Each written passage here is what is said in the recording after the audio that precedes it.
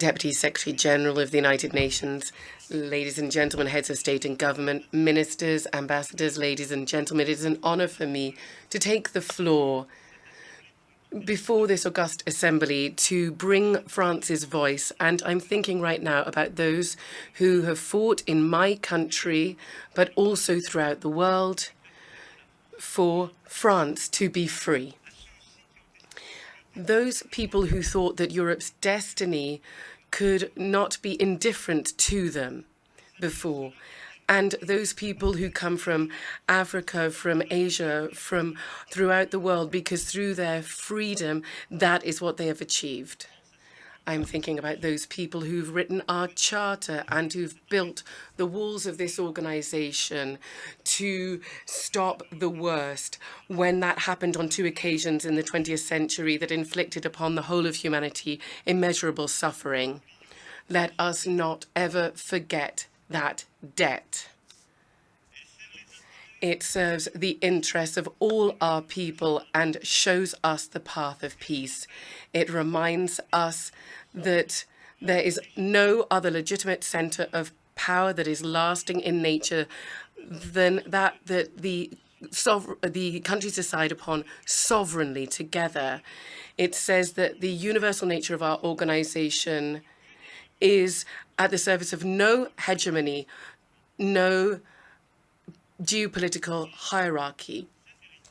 This legacy, our organization, like our choices as nations, are today, however, confronted with an alternative.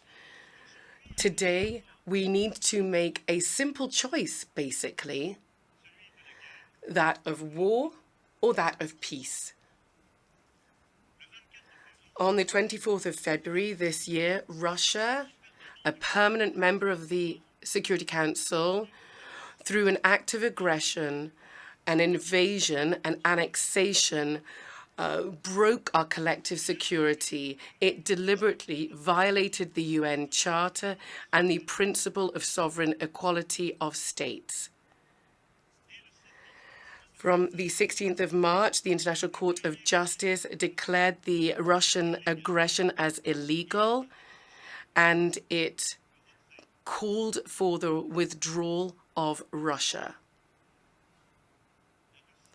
Russia decided by doing so to pave the way for other wars of annexation in Europe today and perhaps tomorrow in Asia or in Africa or in Latin America. We can say anything we want today, and I hear a lot of discussions, a lot of stances are taken. There is one sure and certain thing. When I am talking to you now, there are Russian troops in Ukraine. And as far as I know, there are no Ukrainian troops in Russia. That is a statement of fact. And we all need to understand that.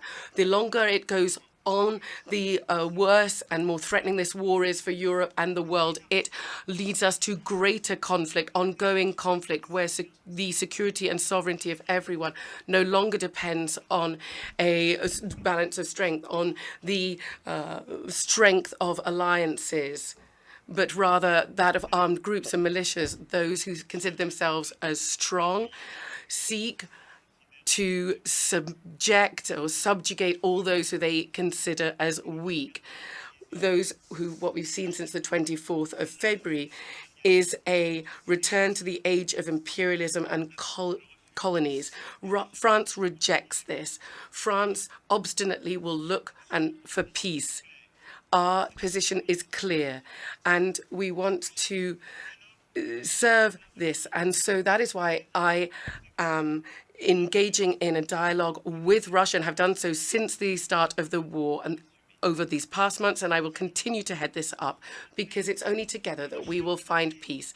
A quest for peace with initiatives taken over the months and years before the conflict, a quest for peace since the 24th of February by the humanitarian, military and political support that we're providing to the Ukrainian people so that they can enjoy their legitimate right to defense and preserve their sovereignty. The quest for peace by condemning the invasion of a sovereign unsafe, and the violation of our collective security principles, war crimes committed by Russia in Ukraine, and by our refusal of impunity. International justice must establish the crimes and condemn and try the perpetrators. The quest for peace through our desire to curb geographic expansionism in war.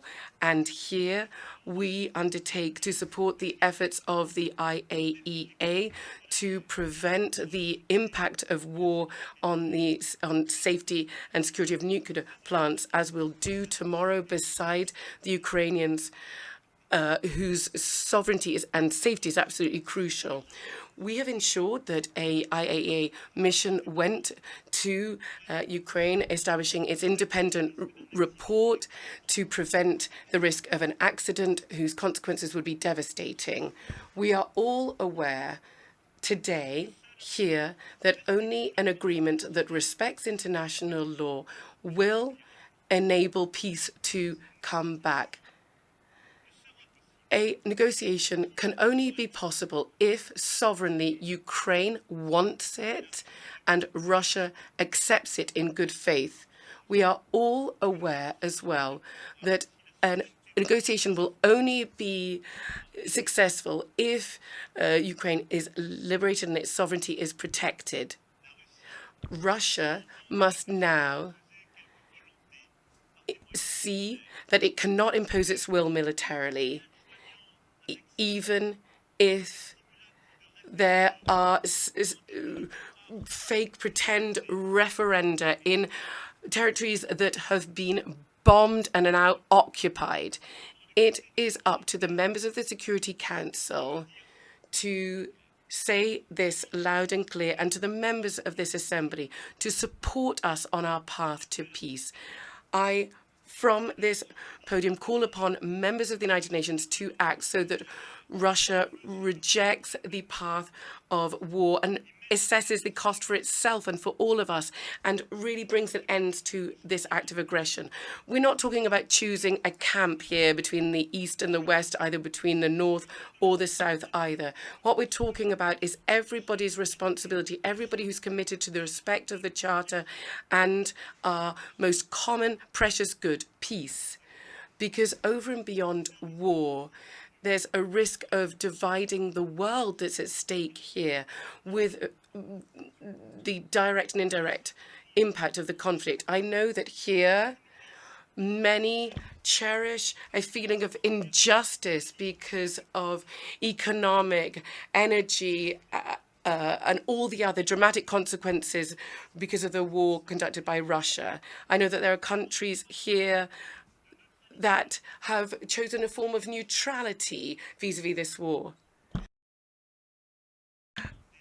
With very honesty today, who is saying clearly, those who are saying that they're not aligned, they are wrong. They are making a historic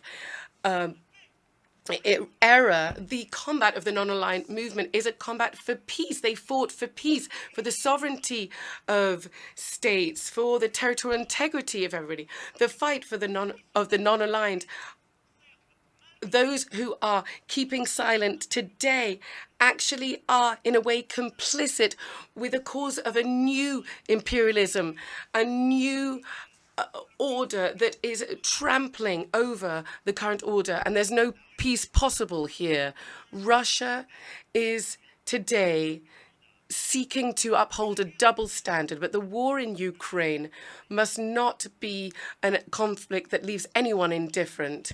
It is very close to the Europeans who chosen to support Ukraine without entering war with Russia. It is further off for many of you. Nonetheless, we all are suffering the direct impact of it, and we all have a role to play to bring an end to it, because we're all paying the price of it. By its very foundation, this war launched by Russia is undermining the principle of our organization, is undermining the only possible world order, is undermining peace, that which underpins peace, the respect for the intangibility of borders and sovereign nations. To this end, Let us not muddle up cause and effect. Who here can defend the idea that the invasion of Ukraine justifies no sanction? Who of you here can consider that the day when something similar with a more powerful neighbor happens to you, there'll be silence from the region, from the world? Who can say that's the best solution? Who can believe that Russia just has to win this war for us to move on to something else? Nobody can believe that. Contemporary imperialism is not Western, it's not European. It takes the form of a territorial invasion linked with a hybrid modernized war that uses energy prices, food insecurity, nuclear safety, access to information, and population movements as weapons for division and destruction. And it's there. That is how the war undermines all of our sovereignty. France is standing alongside the free peoples of the UN here to deal with the consequences of the conflict and all the inequalities by rejecting bloc mindsets or exclusive alliances, because over and beyond the direct impact of the war, the risk is ours today. It is that of a new partition of the world. Some people want to say that there's the West that defends outdated interests, and then there's the West of the world that has suffered so much and wants to cooperate by turning a blind eye. And I reject this division for at least two reasons. Firstly, in principle, and I've just mentioned this, our organization has universal values. Let us not be deaf to the fact that there is, or let's not say that there's anything regional or adaptable in the Charter. No, our organization has universal values, and the division